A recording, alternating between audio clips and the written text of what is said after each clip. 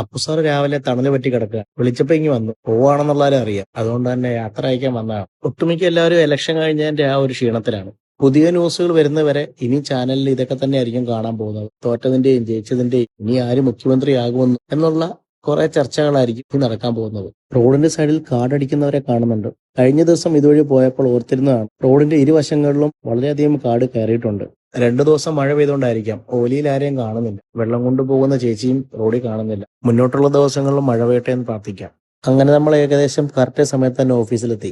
രാവിലത്തെ തിരക്കുകളൊക്കെ കഴിഞ്ഞിട്ട് ജോബിന്റെ കൂടെ ഒരു കസ്റ്റമറെ കാണാനായിട്ട് പുറത്തോട്ടിറങ്ങി. കസ്റ്റമറെ കണ്ടതിന് ശേഷം അടുത്തുള്ള കടയിൽ കയറി ഒരു ചായ കുടിച്ചു. പുറത്തു പോകുന്ന സമയങ്ങളിൽ ഇതുപോലെ ചായയോ ജ്യൂസോ കുടിക്കാറുള്ള പതിവാണ്. തിരിച്ചെത്തി ബാക്കി പണികളും ചെയ്തു കഴിഞ്ഞ് വൈകുന്നേരം പിന്നെയും പുറത്തോട്ടൊന്നിറങ്ങി. സൂസി കറങ്ങിയടിച്ച് അടപ്പുണ്ട്. മല്ലേശ്വരി മുക്കനെ കളക്ടർ ആണെന്നാണ് അവളുടെ വിചാരം. സാൽമൺ ചേട്ടൻ വണ്ടി എടുത്തിട്ടുണ്ട്. ഇതെങ്ങോട്ടാണെന്നുള്ള കാര്യം ഞാൻ വഴിയാ പറഞ്ഞുതരാം. പുള്ളിക്കാരൻ എപ്പോഴും വണ്ടി കഴുകി വൃത്തിയാക്കി സൂക്ഷിക്കുന്ന ഒരാളാണ്. അതിന്റെ ഭംഗി ആ വണ്ടിയിൽ കാണാനുമുണ്ട്. ഇന്നും മഴയുണ്ടെന്നാണ് തോന്നുന്നത്. നല്ല മഴക്കാറുണ്ട്. വൈകിട്ട് വീട്ടിൽ പോകുന്നതിന് മുമ്പ് മഴ പെയ്യായിരുന്നാൽ മതിയായിരുന്നു. ഇതാണ് രാജുവന്റെ ചായക്കട. മിക്ക ദിവസങ്ങളിലും വൈകുന്നേരം നമ്മൾ വന്ന് ചായ കുടിക്കാറുള്ള സ്ഥലമാണിത്. ഒരു ചെറിയ കടയാണെങ്കിലും കഴിക്കുന്ന ആഹാരത്തിന്റെ ടേസ്റ്റും ക്വാണ്ടിറ്റിയും അത് രാജുവന്റെ കടയിൽ എടുത്തു പറയേണ്ടത് തന്നെയാണ്. വന്നപാടെ HR പോളിംഗ് സ്റ്റാർട്ട് ചെയ്തു. അകത്തുപോയി പുള്ളിക്കൊരു ഉഴുന്നോടെയും എനിക്കൊരു പരിപ്പോടെയായിട്ടാണ് പുറത്തേക്ക് വന്നത്. അപ്പോഴാണ് കടയിൽ ഒട്ടിച്ചൊരു നോട്ടീസ് ശ്രദ്ധയിൽപ്പെട്ടത്. വേറൊന്നുമല്ല, മെയ് 6 ബുധനാഴ്ച ഗ്യാസിന് വില കൂടിയതിനാൽ കടയടച്ച് സമരം ചെയ്യുകയാണെന്നുള്ള കാര്യം. രാജുവന്റെ കടയിൽ കൂടുതലായും ആഹാരം പാകം ചെയ്യുന്നത് വിറകടുപ്പിലാണ്. അവിടെ നിന്ന് ഒരു അടിപൊളി ചായയും കുടിച്ച് തിരിച്ച് ഓഫീസിലേക്ക് പോയി. ഇതാണ്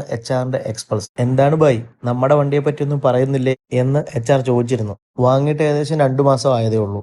ഇപ്പൊ പോകുന്നത് ടൗണിലേക്കാണ്. ഓഫീസിലേക്ക് കുറച്ച് സാധനങ്ങൾ വാങ്ങണം. എന്നാൽ ഞങ്ങൾ പോയി പർച്ചേസ് കഴിഞ്ഞിട്ട് വരട്ടെ. ഇന്ന് ഇത്രയേ ഉള്ളൂ വിശേഷങ്ങൾ. ഇന്നത്തെ വീഡിയോ ഇഷ്ടപ്പെട്ട് സപ്പോർട്ട് ചെയ്യുക. എന്നാൽ പിന്നെ ഞാനങ്ങോട്ട്. Okay, bye bye.